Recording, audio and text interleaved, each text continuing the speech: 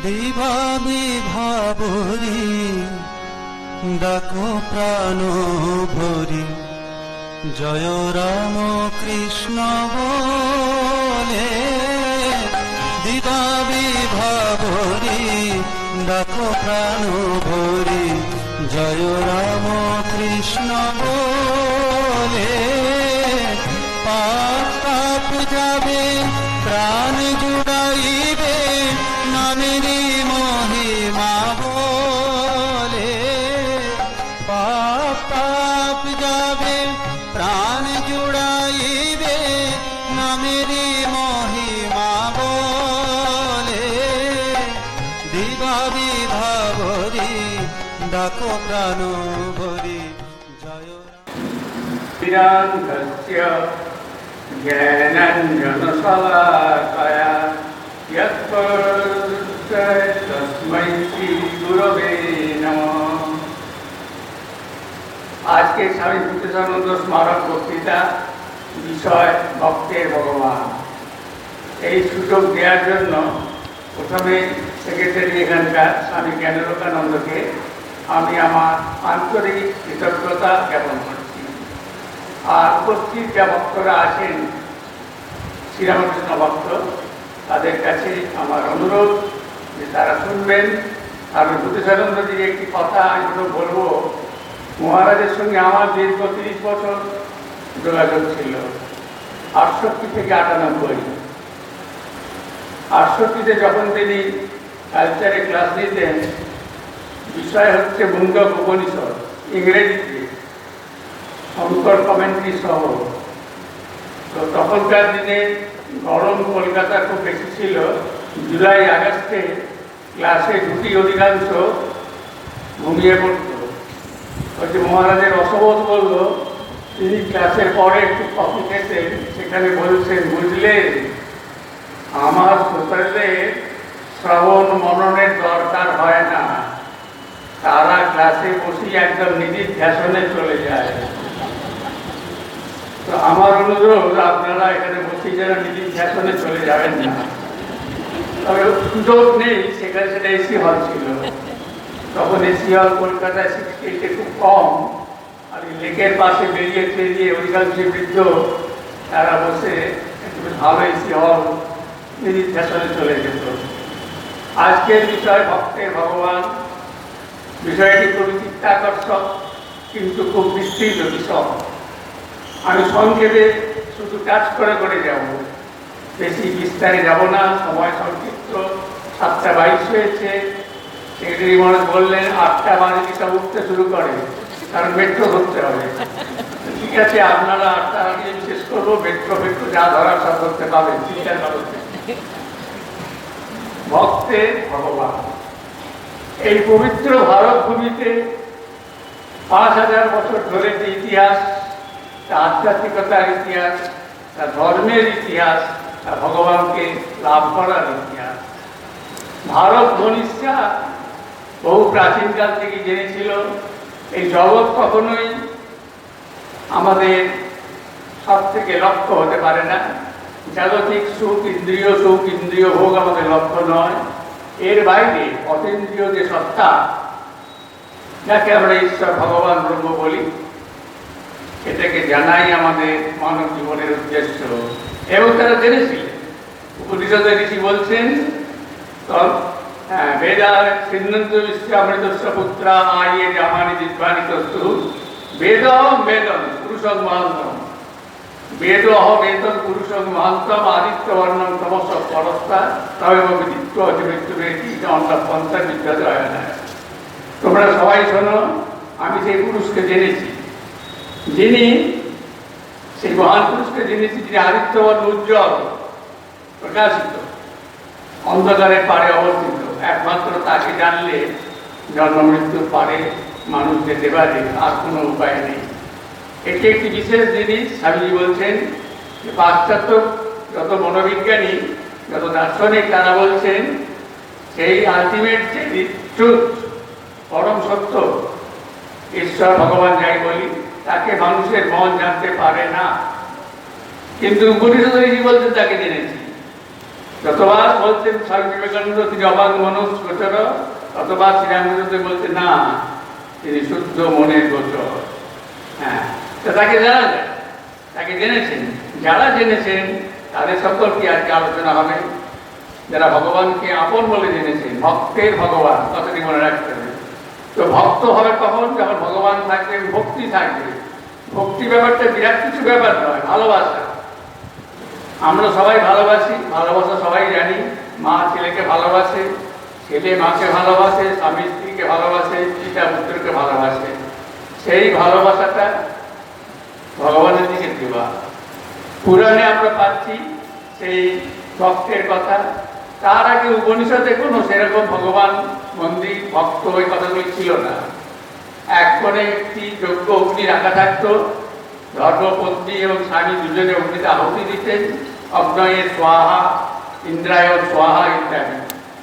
পুরাণের যুগ এলো, ভগবান এলেন, ভক্তি এলো, মন্দির গড়ে উঠল। সব থেকে প্রাচীন আমরা পাচ্ছি যে পুরাণ, বিষ্ণু পুরাণ ইত্যাদিতে, সেখানে পাচ্ছি প্রথম ভক্ত শ্রেষ্ঠ প্রহ্লাদ। সেই প্রহ্লাদ, দৈত্যকুলে প্রহ্লাদ, তিনি জন্মালেন দৈত্যকুলে। হিরণ্যকশিপু বাবা, তারা হচ্ছেন বরাবরই ভগবানের শত্রু, হরির শত্রু। হরি নাম শুনতে পারেন না, কিন্তু এমনই কপাল বলার যাই হোক, সেইখানে জন্মালেন প্রহ্লাদ, যা তিনি হরি ছাড়া কিছু জানেন না। ছোট্ট ছেলে, 4 বছর 5 বছর, গুরু দেয়া হয়েছে, ষণ্ড মন্ত্র গুরু দুজন, তারা শিক্ষা দিচ্ছে যে হরি হচ্ছেন আমাদের বংশের শত্রু, হরির নাম করবে না। তোমার বাবা হিরণ্যকশিপু, তিনি হচ্ছেন সর্বশ্রেষ্ঠ, তাকে ভজনা করতে হবে। কিন্তু পুত্র শুধু হরি হরি করছে। নিয়ে আসা হলো বাবার কাছে, বাবা কেবল উপদেশ দিতে লাগলো। হিরণ্যকশিপুকে রেগে গেলেন ভীষণ, কে এসব শিখিয়েছে তোমাকে? ষণ্ড অমর্ত কাঁপছে, আমরা কিচ্ছু শেখাই নিয়ে চল, নিজে নিজেই শিখছে। শুধু তাই নয়, বন্ধুদেরও বলছে এই দুর্লভ মানব জীবন পেয়ে নষ্ট করো না, তোমরা সব হরিনাম করো। বাবার বই নেকে রেখে লাভ নেই, এ আরো শত্রু তৈরি করবে, একে বোধহয় শেষ করে দেয় ভালো। বিভিন্নভাবে চেষ্টা করতে লাগলেন। আর প্রহ্লাদ বাবাকে বললেন, বাবা তুমিও জীবনের বাকি কটা দিন হরিনাম করো। বলে একটি অসাধারণ কথা বলতেন, সেই নবদা ভক্তির কথা। প্রথম আমরা শুনলাম প্রহ্লাদের মুখে, শ্রবণং কীর্তনং বিষ্ণু স্মরণং পাদ সেবনং অর্চনং বন্দনং দাস্যাৎ সৎকাম আত্মনিবেদনম। যে বিষ্ণুর প্রতি যে ভক্তি হবে, 9টি তার ধাপ আছে। যেমন দোতলায় উঠতে গেলে আমাদের 22টা ধাপ আস্তে আস্তে উঠতে হয়, নবধা ভক্তি। প্রথমেই হচ্ছে শ্রবণম, বিষ্ণুর কথা শ্রবণ করতে হবে। ঠাকুর বলছেন, পড়ার চেয়ে শোনা ভালো। কানের ভিতর দিয়া মরমে কষিল গো, আকুল করিল মোর প্রাণ। তো কানের ভিতর দিয়ে যে জিনিস আমাদের প্রবেশ করে, সেটা আমাদের হৃদয় কেটে যায়। তো প্রথমে বিষ্ণুর কথা শ্রবণ, তারপরে হচ্ছে কীর্তনম, তার কথা, তার গান সম্পর্কে আলোচনা, জোরে জোরে বলা। সেই আমাদের চৈতন্যদেবের কীর্তন আমরা জানি, খুব জোরে দিয়ে কীর্তন করতেন। শ্রবণম কীর্তনম বিষ্ণু স্মরণম, স্মরণ করা, তাকে স্মৃতিতে নিয়ে আসা। অবিচ্ছিন্ন যে স্মরণ, সেটাই হচ্ছে ধ্যান। সেখান থেকে হয়ে যায় সমাধি। স্মরণটা কম নয়। আমরা কার চিন্তা করি? যাকে ভালোবাসি। ছেলে চলে গেছে ব্যাঙ্গালোর, মা এখানে রান্না করছে, চিন্তা করছে ছেলে, স্মরণম। তারপরে যে পাদ সেবনম, তার পাদ সেবন করা, পাদ প্রক্ষালন করা। কেন? বিনীত ভাব। এই যে খালি করে আলোচনা ভূতেশানন্দজি, খুব বিনীত ভাব, কখনো রাখতেন না, আমরা তো রাখতে দেখিনি। একবার একজন ব্রহ্মচারী বেলুর মঠে চলে গেছে পাশে জনশিক্ষা সিনেমা দেখতে। ভালো সিনেমা, যুগদেবতা, পাশে জনশিক্ষা শিওটিসি। ফেরার সময় মুখোমুখি পড়ে গেছে ভূতেশানন্দজি, 2 ব্রহ্মচারী, একজন চিঠি, নাম বলবো না, জিজ্ঞেস করবেন না। তোমরা কোথায় গিয়েছিলে? মহারাজ সিনেমা গিয়েছিলেন। যে কৃষি ব্রহ্মচারী তাকে বললেন, তুমি তো প্রিন্সিপালের পারমিশন নিয়েছো? বলে আগে না। তারপরে শুনুন, এরকম ভাষাটা খুব অত্যন্ত সংযত ভাষা, রাখবেন না কিছুতেই। এবং কিন্তু একটুখানি পুরোটা কুচকে যেত। আমরা দেখেছি তো, আমি 30 বছর দেখেছি। দুটো পুরো একটু কুচকে যেত, মানে I am not happy or please with your activities. ভবিষ্যতে এরকম যেন কখনো আর না হয়, ল্যাঙ্গুয়েজ মার্ক করুন, ভবিষ্যতে এরকম আর যেন কখনো না হয়। এই তিনি ভাষা বলে এই হচ্ছে শাসন। শাসন হলো প্লাস ভালোবাসা। এখন হয় কি, মা যখন ছেলেকে মারে, ছেলে কাঁধে লাগে কিন্তু জানে পিছনে একটা ভালোবাসা আছে। এনার পিছনে একটা ভালোবাসা ছিল, যতই যদি শাসন করুন। তো বিষ্ণুর স্মরণম পাদ সেবনম হয়ে গেল, অর্চনম বন্দনম, তাই পূজা তার বন্দনা করা। আর হচ্ছে দাস্যম সখ্যম আত্মনিবেদন। দাস, তুমি প্রভু, আমি তোমার দাস, সেই ভাব। বিষ্ণুর লোকে গিয়ে সেই ভাব নিয়ে থাকা। রামচন্দ্র তার দাস্য ভক্তির সব থেকে শ্রেষ্ঠ উদাহরণ হনুমান। বলা হচ্ছে, ঠাকুরে বলেছেন কথা হয়েছে, দেখো রামচন্দ্রকে সেতু বন্ধন করতে হলো সমুদ্র পেরোনোর জন্য, হনুমান রামের নাম করে সাগর ডিঙিয়ে গেল। দাসরাম, স্বামীজি বলছেন দাস্য ভাব স্বামীজিরও ছিল। কুর্ম তারকা সর্বনম ত্রিভুবন উৎপাটায় বলা সিংহ ভৌন বিজানস্য অস্মান রামকৃষ্ণ দাসাবরণ। আমরা তারকা সর্বন করতে পারি, তারা চিবিয়ে খেতে পারি, তিন ভুবন উৎপাদন করে দিতে পারি। আমাদের জানো আমরা কে? রামকৃষ্ণ দাসাবর, আমরা শ্রীরামকৃষ্ণের দাস। এই দাস্যভাবে মানুষ অনেক কিছু করতে পারে, যেটা আমরা হনুমানে পেয়েছিলাম। সক্ষম, তুমি আমার সখা, শ্রীরাম সুদাম বলরাম, তারা যাচ্ছে শ্রীরাম সুদাম বসুদাম, এবং তারা ফল খেতে দিচ্ছে, সাথে রয়েছে। অর্জুনও ছিলেন দাস্যভাব, সক্ষভাব। আর আত্মনিবেদন, তাকে আত্মনিবেদন করে দেয়। একদম খুশি হলেন না হিরণ্যকশিপু এসব শুনে, তাকে বধ করার বহু চেষ্টা করলেন। পুরাণ বলছেন যে তিনি হরির নাম করতে লাগলেন, এবং এমনই মজা যে হরি তাকে সমস্ত বিপদ থেকে রক্ষা করলেন। যেখানেই তাকে মারার চেষ্টা করুন, তিনি মরছেন না। তার কারণ কি? ইন্দ্রিয় অতীত রাজ্যে অবস্থান করলে ইন্দ্রিয় গ্রাহ্য জগতে কোনো কিছু তাকে স্পর্শ করে না, তিনি বললেন না। তখন একদিন লাস্টে ডাকলেন হিরণ্যকশিপু প্রহ্লাদকে, আচ্ছা তোর হরি কোথায় আছে? বাবা, হরি সর্বত্র আছেন, তিনি আকাশে আছেন, তিনি পৃথিবীতে আছেন, তিনি এই প্রাসাদে আছেন। এই প্রাসাদও আছে? হ্যাঁ। এই থাম্বায়, কোথায়? থাম্বা তো আছে।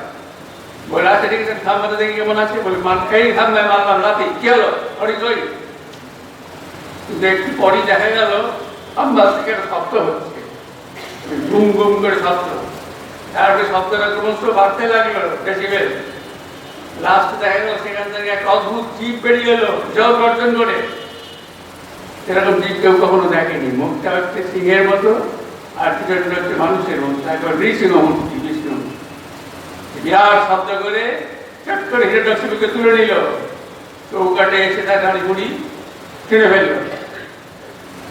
তখন তার ভয়াল রূপ দেখে দেবতারা পর্যন্ত ভয় পাচ্ছে, স্তব স্তুতি করছে।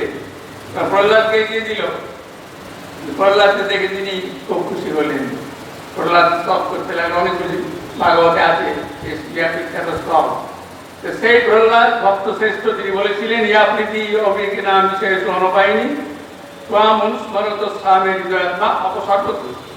ইয়া প্রীতি অবিবেকেনা, অবিবেকী ব্যক্তিদের যে প্রীতি থাকে, ভালোবাসা থাকে বিষয়ের প্রতি, তোমাকে যখন আমি স্মরণ করবো, আমার হৃদয়ে যেন সেই প্রীতি থাকে, সেই কন্টিনিউয়াস যে ফ্লো ভগবানের প্রতি, সেই ভালোবাসার যে ধারা, সেটি প্রবাহিত হয়। স্বামীজি বলছেন এটা হচ্ছে ভক্তি সব থেকে ভালো ডেফিনিশন, সংজ্ঞা। প্রহ্লাদের পরে আমরা পাচ্ছি শ্রীকৃষ্ণদেবকে, যিনি ভাগবতে তার কথাই বলা হচ্ছে এতে চংসকলা পুংস কৃষ্ণস্থ ভগবান স্বয়ং, তিনি স্বয়ং ভগবান। কৃষ্ণের কথা বলতে গেলে মানুষ ভক্তি বিহ্বল হয়ে পড়ে। আমরা প্রথমেই কৃষ্ণের শৈশব লীলায় চলে যাব। বেস্ট লীলা অফ শ্রীকৃষ্ণ, অনেকই সবগুলি প্রায় বেশ বলা যায়, কিন্তু হিন্দু রমণীদের কাছে এই শিশু কৃষ্ণের যে রূপ, যে লীলা, তার থেকে শ্রেষ্ঠ লীলা বোধ হয় আর কিছুই নয়। যে সেই নীল, তিনি তো ছিলেন কৃষ্ণ রং, সকলকে আকর্ষণ করছেন, তাই তার নাম কৃষ্ণ।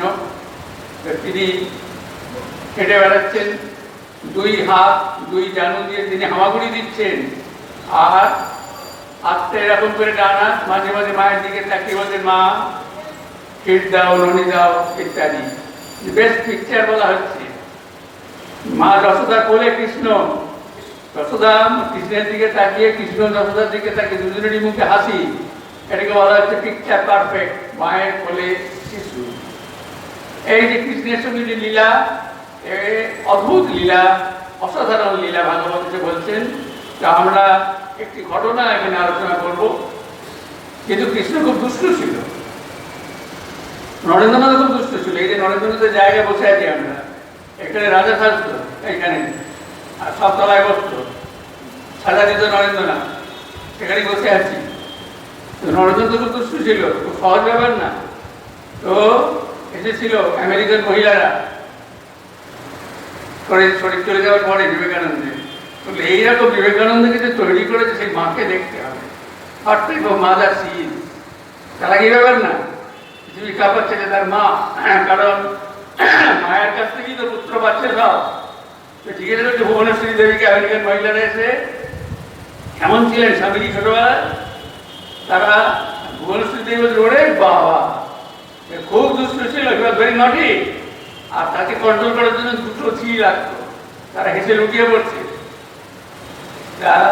এই ছিলেন কৃষ্ণ। তাই সমস্ত বাড়িতে যত ছিল গোপরমণি, তাদের যেখানে যা ক্ষীর সব ননি আছে সব খেয়ে নিতেন। একটা দল করেছিলেন আবার 6-7 জনের, হ্যাঁ, সব ওই পাশাপাশি সব দল, তারা সকলে মিলে রেখে দিত ওপরে ননি, সে বিখ্যাত যেটা এখনো হয় ভান্ডাফল। তো একের কাজে একজন চেপে ওপর থেকে যে ননি নিয়ে আসতো, নিয়ে এসে সেগুলো খেত। সব মহিলারা এসে যতটাকে কমপ্লেন করছে তোমারই কৃষ্ণ কিন্তু ডেঞ্জারাস, ও খুব দুষ্টু, একার থেকে নেগা নেগা জানে কিছু জানে না। একদিন মা যশোদা প্রমাণ পেলেন, দই থেকে ননি বার করছেন, নানা রকম গান করছেন, ভক্তির গান। হঠাৎ কৃষ্ণ এসে কাপড়টা ধরলো, মা বুঝলেন ও দুধ খাবে, অলরেডি দুধ খাওয়াচ্ছেন। কিন্তু খানিকক্ষণ পরেই দেখেন উনুনে হাঁড়ি ফুটছে, দুধ উতলে পড়ছে। তাড়াতাড়ি কৃষ্ণকে নামিয়ে দুধটা নামাতে গেছেন, কৃষ্ণ রেগে গেছে, ওর তখনও খাওয়া শেষ হয়নি। একটা পাথর নিয়ে মেরেছে সেই, যেটা থেকে ননি তৈরি হয়েছিল, হাঁড়ি ফেটে গেছে, ছিটকে পড়েছে সব ননি ফনি সব। তাড়াতাড়ি উঠে খাইতে ননি নিয়ে ছুটে পালিয়ে গেছে। উঠোনে এক দূরে বসে নিজে খাচ্ছে, বদরদের খাওয়াচ্ছে। যশোদা নামিয়ে এসে বুঝতে পেরেছেন যেটা কার কার কীর্তি, বুঝলে নিজের পুত্রেরই কীর্তি। কি করা যায়, এটা বেড়ে গেছে খুব বেশি, দুষ্ট হয়েছে। একটা ছড়ি বাস করতেন, ঘরে ভাবতেন যে আজকে একটু শাসন করতে হবে। এই শাসন না পেয়ে পেয়ে বিগড়ে গেছে। মাকে ছড়িয়েতে আসতে দেখে একদম ছুট, যা করে থাকে 3-4 বছরের ছেলেকে এত ছোট ছুটছে, 2 মাসের সঙ্গে পারবে ওইটুকু ছেলে, ধরে ফেলছেন মা। তখন খুব অভিনয় করতে পারতেন কৃষ্ণ, সহজ নয়। বলছে মা চোখ দুটো বড় বড়, কালো দেখতে, যে তোমার এই ছড়িটা দেখে আমার খুব ভয় লাগছে, কিন্তু তুমি আগে তো ছড়িটা ফেলে দাও, তারপরে যা বড় বড় বলো। তখন ঠিক আছে ফেলে দিলাম, তোকে আমি ছাড়বো না আজকে, তুই কেবল দুষ্টুমি করে বেড়াচ্ছিস, তোকে আমি বাঁধবো। তখন একটা দড়ি বাঁধ করলেন, ওরে কৃষ্ণকে বাঁধতে গেলেন, কিন্তু দেখা গেল সেটা একটুখানি ছোট হয়ে গেছে, 2 আঙ্গুল মতো। আবার একটা দড়ি নিলেন, তার সঙ্গে বাঁধলেন, আবার সেই ছোট, 2 আঙ্গুল। আবার একটা নিলেন, 3 নম্বর, 5 নম্বর, 6 নম্বর, যত দড়ি ছিল সব দিয়ে বাঁধবার চেষ্টা করলেন, কিন্তু বাঁধা গেল না। এখানে ভাগবত বলছেন যে দেখো, যিনি সর্বব্যাপী ভগবান, তাকে মা যশোদা স্নেহের বসে, মায়ার বসে তাকে বাঁধবার চেষ্টা করে, তাকে বাঁধা যায়? তাকে বাঁধা যায় না, কারণ তিনি তো কোনো সাধারণ সর্বব্যাপী, সব জায়গাতেই তিনি আছেন, বাঁধা গেল না।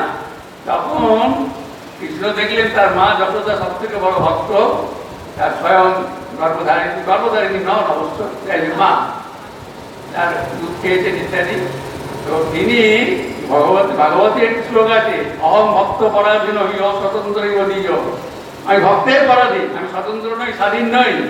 তিনি হাত দুটো মাকে বলে মা বাঁধো, মা বাঁধলেন। এটাকে বলে দামবন্ধন লীলা। যারা বৃন্দাবন গেছেন, মথুরায় যে জায়গাগুলো দেখবেন, এখনো লেখা আছে, হিন্দিতে লেখা আছে, দামবন্ধ লীলা, অসাধারণ লীলা একটি শ্রীকৃষ্ণের যে অবতারত্ব ভূমিকাতে। সেই শ্রীকৃষ্ণ এর পরে আমরা তাকে পাচ্ছি অর্জুনের কাছে। অর্জুনকে বলছেন শ্রীকৃষ্ণ, দেখো অর্জুন, তুমি আমার প্রিয় সখা, তুমি আমার, আমি তোমার। যে তোমার মিত্র সে আমারও মিত্র, যে তোমায় দেশ করে সে আমাকেও দেশ করে। তোমার মনে আছে পূর্বজন্মে তুমি ছিলে নর, আমি ছিলাম নারায়ণ। কাম্যক বনে আছেন 12 বছর বনবাস, সেখানে এসেছেন শ্রীকৃষ্ণ। তিনি এসে বললেন যে আমি জানতেই পারিনি যে এরকম একটা অক্ষ ক্রীড়া হচ্ছে, তাই তুমি তোমাদের নিষেধ করতাম এই পাশা খেলায় যাওয়া। তো ততক্ষণে দ্রৌপদী চলে এসছেন। দ্রৌপদী অত্যন্ত ক্ষুব্ধ, তেজস্বিনী নারী। তিনি এসে শ্রীকৃষ্ণকে বলছেন, দেখো জনার্দন, 4টি কারণে আমি তোমার দ্বারা নিত্য রক্ষিতা হতে পারি। নিত্য রক্ষিতা মানে তুমি আমাকে নিত্য রক্ষা করবে। 4টি তার মূল কারণ। কি কি 4টি মূল কারণ? প্রথম কারণ হচ্ছে তুমি আমার জন্ম বৃত্তান্ত জানো, আমি যোগ্য অগ্নি জাতা, অজনী সম্ভূতা। 2 নম্বর কারণ আমি তোমার ভ্রাতৃবধূ, ভ্রাতৃবধূ সমান। 3য় কারণ হচ্ছে আমি তোমার প্রিয় সখী, তুমি আমার প্রিয় সখা। আর 4র্থ, তুমি পরমেশ্বর, সর্বশক্তিমান। তাহলে আমাকে কৌরব সভায় এইরকম লাঞ্ছিত অপমানিত হতে হলো কেন? কোন রমণীকে এত লাঞ্ছিত হয়েছে? তুমি আমার প্রিয় সখা, তুমি জনার্দন, তারপরে হতে হলো। খুব দুঃখ হচ্ছে। তাই বলে যে দুঃখ, এই লাঞ্ছনা, এই গঞ্জনা আমি সারা জীবন বলতে পারবো না। এক কোণে বসে কাঁদছেন। শ্রীকৃষ্ণ এলেন, এসে সান্ত্বনা দিয়ে বললেন, দেখো প্রিয় সখী, তোমাকে যারা কষ্ট দিয়েছে, লাঞ্ছনা দিয়েছে, জেনে রেখে দিও তাদেরও কাটা বন্ধু যুদ্ধক্ষেত্রে যখন ফুটিয়ে পড়বে, তাদের ক্রীড়াও এরা তুমি স্পন্দন করবে। যুদ্ধ আয়োজন হচ্ছে, পাঠানো হচ্ছে যুধিষ্ঠিরকে, কৃষ্ণকে, যেন যুদ্ধ না হয়, সন্ধি প্রস্তাব। শুনে রেগে গেছেন দ্রৌপদী, খুব গালিগালাজ করলেন, বলে নিয়েছো আমার স্বামী আমার উপযুক্তই নয় যুধিষ্ঠির, তার কোনো পুরুষত্ব নেই, কোনো খাদ্য নিশ্চয়ই তার নেই, নিজের স্ত্রীকে রক্ষা করতে পারে না। আজ একে বলে জনার্দন, আমি তোমায় বলে দিচ্ছি, তুমি কখনো সন্ধি প্রস্তাব দেবে না। যুদ্ধ যেন হয়, আমাদের অর্থ রাজত্ব দরকার, আমাদের পাওনা। যদি না হয় অবশ্যই যুদ্ধ হবে। আর যদি তোমরা যুদ্ধ না করতে চাও, আমার বৃদ্ধ পিতা আমার ভারতদের নিয়ে যুদ্ধে যাবে। শ্রীকৃষ্ণ সান্ত্বনা দিলেন, তুমি চিন্তা করো না, যুদ্ধ হবে। তো সেই শ্রীকৃষ্ণ অর্জুনকে অনেক সান্ত্বনা দিয়েছেন, অনেক উপদেশও দিয়েছেন। আমরা যে বিখ্যাত গীতা গ্রন্থ জানি, যে গীতা গ্রন্থে 2টি মূল কথা, মানে সার আছে, মানে সম্পূর্ণ গীতার মূল কথা 2টি শ্লোকে বলা হয়েছে। একটি হচ্ছে দশম সর্বেষু কালেষু মহামনুষ্কর যুদ্ধ মই অর্পিত মনোবুদ্ধি মহাবেব ঈশ্বরকে অসংশয়। আমরা মনে করি এটা বেশ শ্লোক গোটা জগৎবাসীর উদ্দেশ্যে। সর্বেষু কালেষু মহামনুষ্কর যুদ্ধ, যে হে মানব, সমস্ত সময় তুমি ভগবানকে স্মরণ করবে এবং তোমার নিজের কর্তব্য কর্ম করে যাবে, কোনোটি বাদ দেবে না। 2টো প্যারালাল। মা মনুষ্কর যুদ্ধ মই অর্পিত মনোবুদ্ধিহীন, মনোবুদ্ধি যদি ভগবানের লাভ, মামেব ঈশ্বরী অসংখ্যায়, আমাকেই লাভ করবে, আমাকে মানে ভগবানকে, মানে সচ্চিদানন্দকে, কোনো স্বরূপের জ্ঞান লাভ হবে, তুমি ভগবান লাভ করবে। এ ব্যাপারে কোনো সংশয় করো না। গীতার মূল কথা এটি। এরপরে আমরা আসবো আরেকটি ভক্তের কথা, বিখ্যাত শ্রী শ্রী চৈতন্যদেব। তিনি একদিকে অবতার, তিনি বলছেন মুই সেই, আবার বিরাট ভক্ত, হরিনামে মাতোয়ারা। স্বামীজি বলছেন যে শ্রী চৈতন্য অবতারে যেরকম প্রেমের বন্যা বয়েছিল, জগৎ আর তা দেখতে পাবে না। প্রেমের বন্যা যাচ্ছেন পুরীধাম থেকে বৃন্দাবনে, গান করতে করতে ওই গান, হরে কৃষ্ণ কৃষ্ণ কৃষ্ণ হরে হরে। কিন্তু যে শক্তি সেই গানে ছিল, যে দৈবী শক্তি এবং তার মধুর যে গলা এবং অবতারের যে শক্তি, তার ফলে দেখা গেল তার সমস্ত জায়গাটাতে, রাস্তাটা, দুদিকে সব পশু পাখি দাঁড়িয়ে, বাঘ সিংহ পর্যন্ত অবাক হয়ে সেই গান শুনছে বলা হচ্ছে। সেই শ্রী শ্রী চৈতন্যদেব। তো তার লীলার অদ্ভুত অদ্ভুত ঘটনা কয়েকটি আমরা আলোচনা করতেই পারি। ছোট্ট বয়স তখন মাত্র 6-7 বছর, তিনিও দুষ্টু ছিলেন হিমায়, সহজ ব্যাপার নয়। গঙ্গার ঘাটে ঝাঁপাই দিতে গো এবং তার জলে ছিটিয়ে একেবারে সকলের অবস্থা খুব খারাপ করে দিতেন। ঘরে তো অতিথি এসছেন, কিরকম ব্রাহ্মণ অতিথি, স্নান করে নারায়ণ শিলা বার করে পূজা করবেন, ভোগ নিবেদন করছেন, চোখ বুঝেছেন, হঠাৎ নিমাই ছুটে এসে খেয়ে নিল দেবতার উদ্দেশ্যে ভোগ। আরে কি করলি গেল সব ফেলে দিয়ে আবার ধুয়ে আবার ভোগ নিবেদন করলেন, আবার নিমে ছুটে এসে খেয়ে ফেলল। 3বার যখন এটি হলো তখন বললেন যে আমি ভোগ নিবেদন করছি, তুই খাচ্ছিস কেন? বলে তুমি আমাকে ডাকছো, আহ্বান করছো, আমি খাবো না। কাকে ডাকছি? তোকে? তবে কাকে? কে তুই?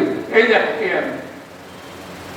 সেখানে কেউ কেউ বলছেন তিনি তার ইষ্টকেই দেখতে পেয়েছিলেন নিমাই চৈতন্যের মধ্যে। তিনি তখন প্রণাম করে বললেন, এতদিনে আমার পূজা সার্থক হলো। সেই শ্রী চৈতন্যদেব অলৌকিকত্বে ভর্তি তার জীবন, অসাধারণ পূর্ণ অবতার। ঠাকুর তাকে নিজে বলছেন ঠাকুরের থেকে 350-400 বছর আগে তিনি আবির্ভূত হয়েছেন। আরেকটি ঘটনা নিমাই পণ্ডিতের, তখন তিনি বিরাট পণ্ডিত, ভারতজোড়া খ্যাতি, বসে আছেন নবদ্বীপের গঙ্গায়। জানেন না বিরাট পণ্ডিত এসছেন কাশ্মীর থেকে। কাশ্মীর তখন ছিল ভারতের সমস্ত পণ্ডিতদের মানে কেন্দ্রস্থল। সেইখান থেকে যদি সার্টিফিকেট না পাওয়া যেত তিনি দিগ্বিজয়ী হতেন না। সেইখানকার পণ্ডিত এসছেন কেশব কাশ্মীর। শুনেছেন এখানে একজন বড় পণ্ডিত আছেন নবদ্বীপে, শ্রেষ্ঠ পণ্ডিত, তাকে তৎক্ষণ পরাজিত করতে হবে। কোথাও পেলেন না। গঙ্গার ঘাটের দিকে এসেছেন, চতুর্দোলায় যাচ্ছেন, তখন সবাই বলো যে নিমাই পণ্ডিত ওখানে বসে আছে। চুপচাপ বসে গঙ্গাতে পূর্ণিমার চাঁদ। তখন ওর কেশব কাশ্মীর এসে বললো তো অষ্টমী তর্ক যুদ্ধ করবো। তখন বললেন নিমাই শ্রী চৈতন্যদেব, দেখুন পণ্ডিত, তর্ক পরে করা যাবে, আপনি এখন বসুন। এই গঙ্গার শোভা দেখুন, পূর্ণিমার চাঁদ, আর আপনি তো খুব ভালো শ্লোক রচনা করেন, একটা গঙ্গার স্তুতি রচনা করুন না। ঠিক আছে, বিরাট একটা স্তোত্র শ্লোক করলেন, স্তুতি 50টা শ্লোক প্রায়। তারপরে তাকালেন একটু উদ্ধত গর্বভাবে যে কেমন বললাম। তুই শুনলে কেমন বললাম? হ্যাঁ ঠিকই আছে, তবে কয়েকটা ব্যাকরণের ভুল আছে। হ্যাঁ ব্যাকরণের ভুল? কি ভুল? তখন তুই সবগুলো শ্লোক নিমাই পণ্ডিত একে একে বলে গেলেন। প্রতি শ্লোকে 2 থেকে 3টে করে ভুল। মাথা নিচু হয়ে গেল পণ্ডিতের কেশব কাশ্মীর। তিনি রাত্রে ঘরে ফিরে এলেন মাথা নিচু করে। তারপরে রাত্রে তিনি তার তরঙ্গ থেকে বার করলেন সরস্বতী ফটো, তার ইষ্ট। তিনি বলেন, মা আমি তো তোমায় পূজা করি, তুমি আমার ইষ্ট, তুমি সবসময় আমাকে জিতিয়ে দাও। আজ আমি এরকম ভুল শ্লোক বললাম কি করে, কেন পরাজিত হলাম এই গৌর পণ্ডিতের কাছে? তখন মা বললেন, একটা বাড়ি শোনা গেল, শোনো, তুমি যার কাছে হেরেছ সে আমারও কান্ত স্বামী, আমি তার সাথে কিছুই বলতে পারবো না, তুমি এখনই জায়গা ছেড়ে চলে যাও। তখন পরের দিন সকালে এসে কেশব কাশ্মীর চলে গেলেন। একটু অলৌকিক মনে হলো, কিন্তু ঘটনা। আরেকটি ঘটনা আমরা বলবো, তা সেটি না বললে চৈতন্যদেবের লীলা অপূর্ণ থেকে যায়। হরিদাস তিনি যবন মুসলমান, কিন্তু বিরাট হরিনাম করতেন, 3 লক্ষ। অনেক নিরাকি ঘটনা আছে হরিদাসের। একটি পাঠিয়েছিল রাজা একটি খারাপ ধরনের স্ত্রীলোককে হরিদাসকে ইয়ে করার জন্যে। হরিদাস বলে, দাঁড়াও তুমি ওখানে, আমার নামটা কমপ্লিট হোক। 3 লক্ষ না, সে কতখানি সকাল হয়ে গেছে, তখন সে বেরিয়ে চলে গেল। পরের দিন আবার চাই, তারপরে তারই পরিবর্তন হয়ে গেল মনে। সেই শিক্ষা গ্রহণ করলো আমাদের হরিদাসের কাছে। তো হরিদাস হয়েছেন পুরীতে, সাধন করে যাচ্ছে, বিরাট নাম। তার ইয়েতে চৈতন্যদেব খুব মুগ্ধ। একদিন এলেন, আচ্ছা হরিদাস তুমি কি চাও? বলে, প্রভু তুমি লীলা সংবরণ করার আগে যেন আমি চলে যেতে পারি এখান থেকে, এই প্রার্থনা। আর তোমার মুখের দিকে তাকিয়ে যেন আমি শরীর ত্যাগ করতে পারি। ঠিক আছে। কয়েকদিন পরে ভক্তদের বললেন যে চলো সবাই হরিদাসের কাছে যাই আজকে, বোধহয় শরীর ছেড়ে দেবে, লীলা অবসান হবে। সকলে এলেন। খুব কীর্তন চলছে, আস্তে আস্তে এলেন চৈতন্যদেব হরিদাসের কাছে। হরিদাস তার দিকে তাকিয়ে আছেন, বলেন, প্রভু আপনি আপনার দক্ষিণ পা আমার বুকে রাখুন, আমি আপনার মুখের দিকে তাকিয়ে যেন নিঃশ্বাস ত্যাগ করতে পারি। তার কথা শুনলেন, আস্তে আস্তে তার প্রাণভয় বেরিয়ে গেল। চৈতন্যদেব সেই দেহটি নিয়ে বেড়াভূমিতে বালু সরিয়ে তার দেহটি খবর দিলেন জগন্নাথ। এটা শ্রেষ্ঠ কীর্তি চৈতন্যদেবের। তার আগমনের মুখ্য কারণ ছিল দলে দলে লোক মুসলিম হয়ে যাচ্ছে তখন, কিন্তু তখন তিনি সেটিকে বন্ধ করার জন্যে শ্রী প্রভুর আগমন আমাদের শ্রী চৈতন্যদেবের। চৈতন্যদেবের ভক্ত আরো দুজনের আলোচনা করব, সনাতন এবং বিজয় গোস্বামী। ঘটনাগুলি খুব চমৎকার। সনাতন সাধন করছেন, রূপ সনাতন যমুনা কুলে সারাদিন পূজা টুজা করেন, ধ্যান করেন, জপ করেন, খুব বড় সাধক। আর দিনান্তে সামান্য একটু রুটি আমাদের আটা গুলে ওনাকে ভোগ দেন, আর ছোট কৃষ্ণকে বালগোপাল আর নিজে খান। কয়েকদিন পরে, কয়েক মাস পরে সেটি জীবন্ত হয়ে বললেন সনাতনকে, এই শোন, তুমি রোজ রোজ আমাকে যে আটার গড়াগুলো খেতে দাও, একে আমি খেতে পারি? লুচি টুচি দেবে তো আমাকে। তখন বললেন সনাতন, দেখো গোপালজি, আমি হচ্ছি বৈরাগী, আমার এই জিহ্বা লাম্পট্য ঠিক নয়, আমি এই খাবো, আর যদি তোমার বেশি খাবার ইচ্ছা থাকে তুমি নিজেই জোগাড় করে নাও। তখন এটা ভালো লাগলো তার। গোপাল সহজ লোক না, শ্রীকৃষ্ণ তো একজন শ্রেষ্ঠী যাচ্ছিল যমুনা দিয়ে নৌকা করে বাণিজ্য, তার চড়াতে নৌকা আটকে গেল। তাকে স্বপ্নে দেখা দিয়ে কৃষ্ণ বললেন, তুই একটা মন্দির এখানে তৈরি করে আমাকে বসা, তার একটা চড়া আমি খুলে দেবো বালি। তো হ্যাঁ, কোথাও নৌকা খুলে দাও, নৌকা খুলে দেওয়া হলো, তারপরে মন্দির হলো। অনেক রকম খেলা হয়। অর্থাৎ আমাদের বিষয় ছিল ভক্তের ভগবান, ভক্তের সঙ্গে ভগবানের যে লীলা, সে অসাধারণ লীলা। আমরা আরো একটু বলবো, সেদিন না বললে আমার ইয়ে হবে না, প্রসাদ কমলাকান্ত। তো আমাদের বিজয় গোস্বামী ঠাকুরটাকে বলতে ব্রহ্মজ্ঞানের দরজায় ধাক্কা মারছে, সেই বিজয় গোস্বামী আছে, ছোট্ট বিজয়, আর তাদের ঘরে আছে শ্যামসুন্দরের সেবা। তো শ্যামসুন্দর জীবন্ত হয়ে চলে আসে বিজয়ের কাছে, 5 বছরের বিজয়, 5 বছরের শ্যামসুন্দর।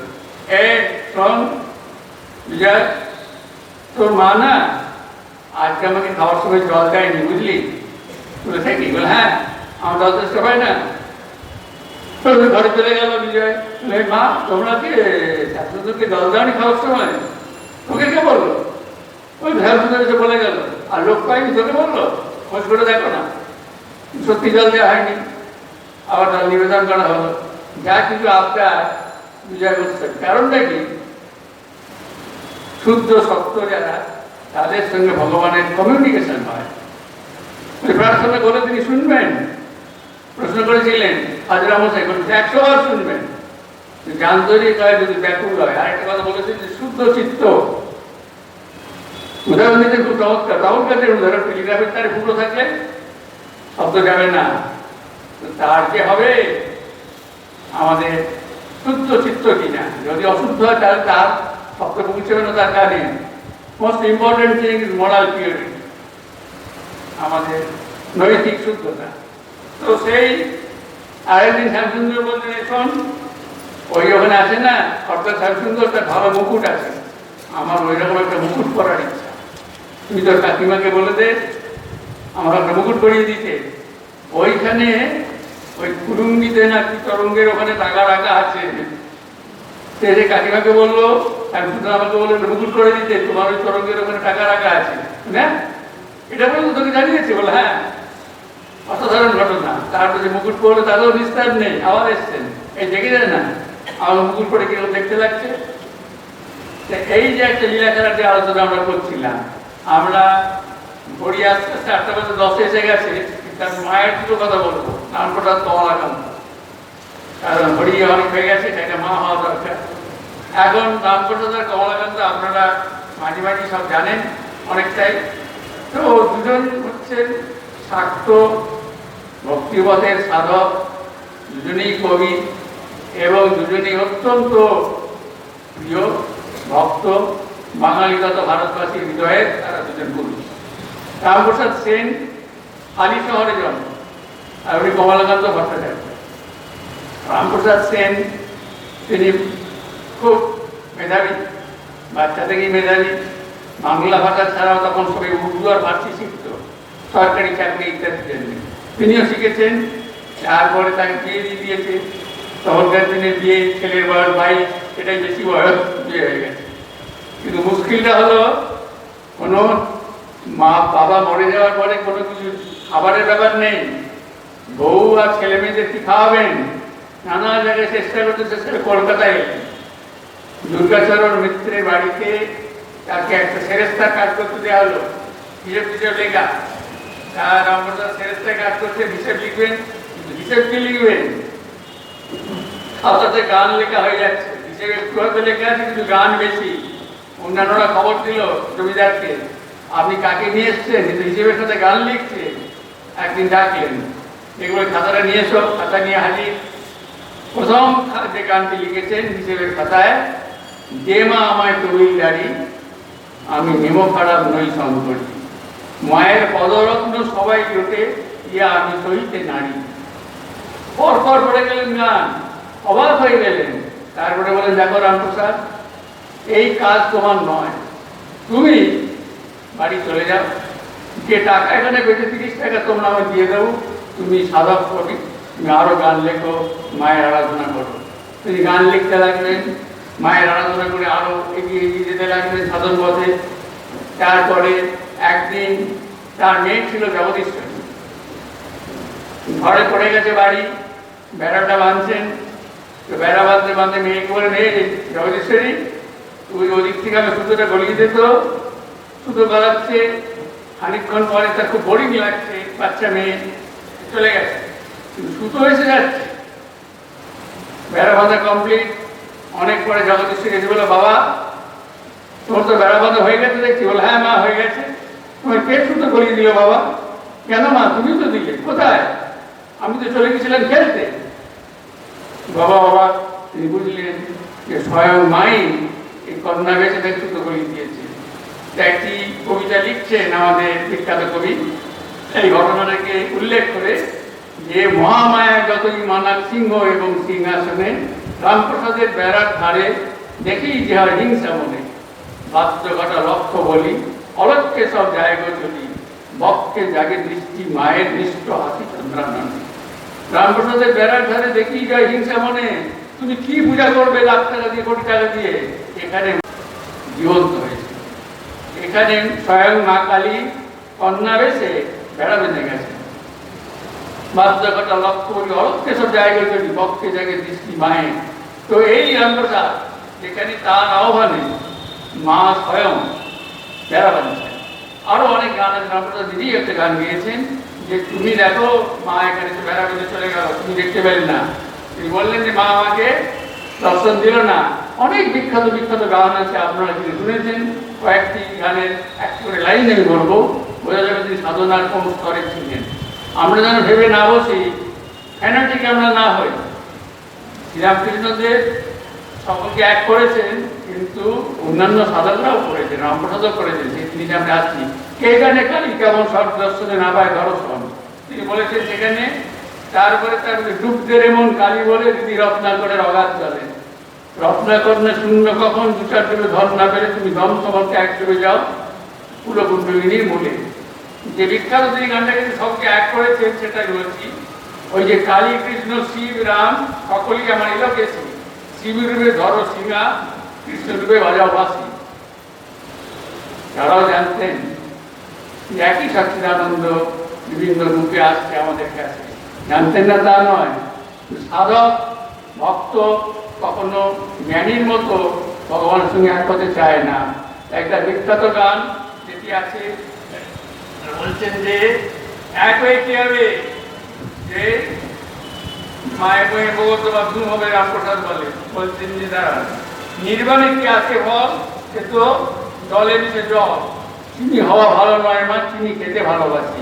মানেটা কি? নির্বাণ ব্রহ্মজ্ঞান অদ্বৈত জ্ঞান এটি কি জিনিস? আমার যে রয়েছে এই ছোট্ট ঘর, দেহবল বুদ্ধিরূপ, এটা মহাসাগরের সঙ্গে এক হয়ে যাওয়া, ব্রহ্মবেদ ব্রহ্মৈব ভবতি। কিন্তু তাতে মজা নেই। নির্বাণে কি আছে বল? তাতে শুদ্ধ হলে বিশেষ শুদ্ধ জল। চিনি হওয়া ভালো নয়, মানে চিনি খেতে ভালো। আস্বাদ্য আস্বাদ্য বস্তু মা কালী বা কৃষ্ণ, আমি আস্বাদক, এইভাবে থাকাটাই অনেক সাধক মনে করে জীবনের সর্বশ্রেষ্ঠ। কারণ সাধুর্য মুক্তি যারা চান না, একটা নিজের রূপ তারা রাখতে চান, আস্বাদ করে যেতে চান, তাদের অন্যতম। তারপর আমরা কমলাকান্তকে আলোচনা করি। কমলাকান্ত ভট্টাচার্য রামপ্রসাদের কিছু পরে তিনি থাকতেন, তার জন্ম হচ্ছে অম্বিকা কালনা, ভট্টাচ বাড়ি, তান্ত্রিক পরিবার। আর মামার বাড়ি হচ্ছে চান্নাগ্রাম। চান্নাগ্রামে ছিল বিশালাক্ষী। সেই বিশালাক্ষী ছিল খুব প্রিয় কমলাকান্তের। বাবার বাড়ি থেকে প্রায় চলে আসতেন চান্নাগ্রামে। সেই বিরাট বিশালাক্ষী, আম গাছ, পাশেই নদী, সেইখানে তিনি থাকতে ভালোবাসতেন। আর দেখলেন বাবা মা এ তো যেরকম এখন মন্দিরে যাচ্ছে, ঘরের দিকে মন নেই, যেটা হয় একদিকে বিয়ে দিতে হবে, তাহলে মনটা ঘরের দিকে আসবে। 18 বছর বয়সে ছেলে বিয়ে হলো, আমরা ভাবতেই পারবো না, কিন্তু হয়ে গেল। তারপরে গান খুব খাওয়ার কষ্ট, তার চাকরি হলো না। তখন একদিন তিনি ভাবছেন কি করে এদের অন্ন জোগাড় করবো। বিখ্যাত ঘটনা আপনারা জানেন। হঠাৎ মা স্বয়ং একটি কালো বাগদি মেয়ের রূপে লাল পেরে শাড়ি পরে এসে সমস্ত দাদাটাকে নিয়ে গেলেন, যাতে 1 মাসে চাল ডাল আলু আরো রকম সবজি ঘি ইত্যাদি রয়েছে। তখন তিনি গান রচনা করলেন যে আমাকে দিয়ে গেলে আমার দর্শন দিলে না। একদিন আর কমলাকান্ত এসছেন, এসে তাড়াতাড়ি স্নান করে ভোগ নিবেদন করবেন। একটি কালো মেয়ে খুব রূপ লাবণ্য ভরা বললেন যে কমলাকান্ত, আমি তোমার ভুল বলেছি, রামপ্রসাদে, রামপ্রসাদ আমি তোমার গান শুনতে এসেছি। তখন বললেন দাঁড়াও মা, আমি স্নানটা করে এসে তোমার গানটা শোনাবো ভোগ নিবেদন করে। স্নান করে এসে তিনি দেখতে পেলেন না, স্বপ্নে বলে দেখছেন তিনি বলছেন রামপ্রসাদ আমি তোমার গান শোনার জন্য কাশি থেকে এলাম, আমি অন্নপূর্ণা, তোমার মধুর কণ্ঠে গান শুনবো বলে, কিন্তু তুমি তো শোনালে না। তো সে কি মা, মানে সঙ্গে সঙ্গে যাওয়ার জন্য ব্যস্ত হলেন।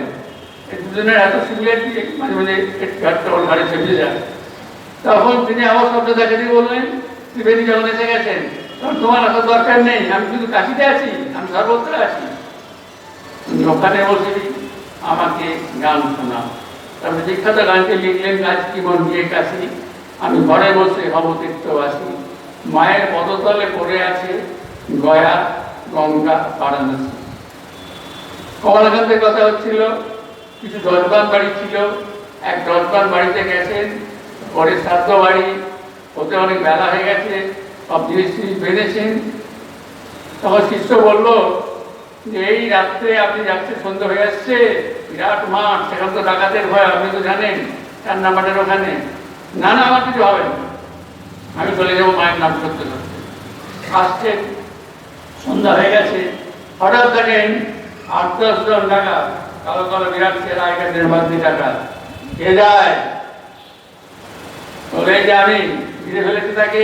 কোথায় যাচ্ছ? ওই চান্নাগ্রামে। বলার আগেই যা কিছু টাকা পেয়েছিলেন 10 জনের বাড়ি থেকে, সেই টাকা জিনিসপত্র সব দিয়ে দিয়েছেন। তার খুশি হলো, কিন্তু বললো কোথায় বাড়ি তোমার? বলে চান্নাগ্রাম। না না, তাহলে তোমাকে তো জীবন তো সারা যাবে না, তুমি তো বলে দেবে, আমাদেরও কাছাকাছি থাকি আমরা, তোমার মেরেই ফেলবো। ঠিক আছে মানো, মেরে ফেলো, তবে আমি একটু মাকে আগে গান শোনো, তোমরা শোনো, মায়ের গান করতে গাইবো। বলে ঠিক আছে, গান করো। গান করতে লাগলেন কমলাকান্ত, 1টি 2টি 3টি, এমন সে গান, হৃদয় হৃদয়ের গান, প্রাণ একদম ডাকাতদের প্রাণ একদম ভরে গেল, তাদের চোখ দিয়ে জল পড়ছে। 4 নম্বর গান যখন হয়েছে, তারা সব পায়ে পড়ে গেল। ঠাকুর বলছে আমরা কি অন্যায় করছিলাম, আপনি এত বড় একজন কালী ভক্ত, তারপর আমাদের কি হবে? আমরা এত লোককে মেরেছি, আমাদের কি ক্ষতি হবে? আপনি ব্যবস্থা আপনি রক্ষা করুন। তোরা চিন্তা করিস না, তোরা মাকে ধর, মাকে ধর, মাকে ধরলে সমস্ত পাপ চলে যাবে, মা এলাকায় তোলে সব ক্ষমা করবে। তারপরে সে ডাকাতদল মাঝে মাঝে আসতো এবং তারা অনেকেই মায়ের কালীর ভক্ত হয়ে গেল। কমলাকান্তকে বাঙালি সমাজ চাষির একবার ঠিক করলো নতুন একটি কালী মূর্তি হবে, তার প্রাণ প্রতিষ্ঠা করতে হবে। নাম শুনেছিলেন কমলাকান্তে, বর্তমানে একটা আহ্বান করলেন, তিনি গেলেন। কিন্তু কমলাকান্ত বিরাট চেহারা, ছিলেন বামাচারী, মানে কারণ বানও করতেন। তো প্রাণ প্রতিষ্ঠার ওখানে গিয়ে তিনি চক্কর টক্কর করে কারণ বান শুরু করেছেন। যারা অর্গানাইজার নিয়ে গেছিল তারা এলেন, পণ্ডিত মশাই, ঠাকুর মশাই, কারণ বন্ধ করেছেন, প্রাণ প্রতিষ্ঠার কি হলো? এমনি করে দেখালেন। সেই আগেকার দিনের বিরাট সাধকের টাকা, বিরাট শরীর, বক্তব্য ছিল। তাকিয়ে গম্ভীরভাবে চলে গেলেন। মায়ের হাত থেকে খানাটা নিয়ে মায়েরই পায়ে একটু ধরে মেরে দিলেন, পিনকি দিয়ে রক্ত করতে লাগলো। সব ভয় অনেক বাপ করে পালিয়ে চলে গেল। মাটির প্রতিভা থেকে রক্ত করে চুপ করে আবার সেটি রিপেয়ার করে দিলেন তিনি কমলাকান্ত। এই হচ্ছে মায়ের সঙ্গে সম্পর্ক। আরেকবার কমলাকান্ত রয়েছে চান্নাদের ওখানে গান গাইছেন, হঠাৎ দেখেন ঘরের ভিতরে কিছু নড়াচড়া করছে। আরো ভালো করে দেখে বলে, কে কে কে তুমি? তখন ভিতর মহিলা বললো যে আমি এক তিরুবলার মা, এক বলার নাম করলো তিরুবলার মা। তো হ্যাঁ, হঠাৎ চিন্তা শুধু মরে গেছে অনেক আগে। তখন ছুটে এলেন, না তুমি মনে বলার মা না, তুমি আমার মা, তুমি আমার মা বলে বেদির উপরে মূর্ছাগ্রস্ত হয়ে গেলেন। পরে তিনি বললেন যে সারা রাত মায়ের সঙ্গে নিয়ে কাটিয়েছেন, সকালে উঠে দেখলেন তিনি ঠিকই আছেন, যেমন থাকেন। এদের দুজনেরই প্রার্থনা ছিল শরীর যাওয়ার সময় যেন মায়ের দর্শন পান, বিশেষ করে রামপ্রসাদ। তিনি বললেন, বেশিরভাগ বাসী কমলাকান্ত অনেক ছিলেন যে যখন শরীর যাবে তখন ব্রহ্মানন্দ ফাইট করে শরীর যায় আর তোমার দর্শন যেতে পায়। সবাই বলে মা তার সামনে এসে গেলেন সেই গঙ্গার তীরে, আলি শহরে কাশি গঙ্গা। আর বেলা 11টা-12টা খবর দিয়েছে ওই সময় আমার শরীর যাবে, ভর্তি গঙ্গা লোক। সকলের সামনে তিনি গান করতে করতে এই ব্রহ্মানন্দ ভেদ করে তার শরীর চলে গেল, মায়ের সাথে মিলে গেল। এই ভক্তের সঙ্গে ভগবানের যে সম্পর্ক, এই মধুর সম্পর্ক চিরকালে আমাদের এখনো সম্পর্ক আছে। মায়ের শ্রীরামকৃষ্ণদের বলার সময় হলো না, কারণ অনেক বিস্তারে চলে যেতে হবে। আবার তার সঙ্গে আমরা জানি, আপনারা পড়েছেন অনেক, আপনারা ভাবনার সেখানে সম্পর্ক। তো কৃষ্ণ তার সঙ্গে সম্পর্ক ছিল ঠাকুরের। বৃন্দাবনে গেছেন, তিনি বলছেন সবই আছে কৃষ্ণ, শুধু তুমি নেই। তার তো বিখ্যাত কথা, দেহ কৃষ্ণ, মন কৃষ্ণ, প্রাণ কৃষ্ণ, বুদ্ধি কৃষ্ণ, সব কৃষ্ণ। কৃষ্ণ প্রাণে গোবিন্দ মম জীবন। এই হচ্ছে ভক্তদের কথা, যে সব তার পায়ে দিয়ে দেওয়া, সব এক হয়ে যাওয়া, অন্তে তাকে পাওয়া। আমাদের সকলের ইচ্ছা থাকবে, প্রার্থনা থাকবে, অন্তে যারা আমরা তাকেই পাই, আমরা তাকে লাভ করতে পারি। তো একটি গানের দুটি লাইন জেনে বিশেষ করবো। যে হও তুমি দয়ার খনি, খান দিয়ে ওই চরণে, তব পদ ভেলা ভাসিয়ে ভবে পার হয়ে যায় তুফানে। জয় রামকৃষ্ণ রামকৃষ্ণ বলে পার হয়ে যায় তুফানে। ওম শান্তি শান্তি শান্তি।